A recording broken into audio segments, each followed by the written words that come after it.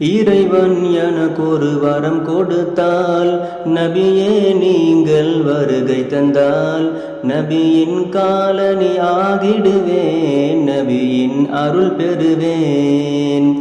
மதினம் நாடி நான் வருவேன், மதி இழந்து அங்கு நான் அழுவேன். மதி தர வருவேன் முழுமதியே, மனம் கமல் மாமருந்தே. இறைமாந்தரே மதிரூபரே, நாளை மறுமையில் பிணி தீர்ப்பிரே. இறைமாந்தரே மதிரூபரே, நாளை மறுமையில் பிணி தீர்ப்பிரே. வானமென்ன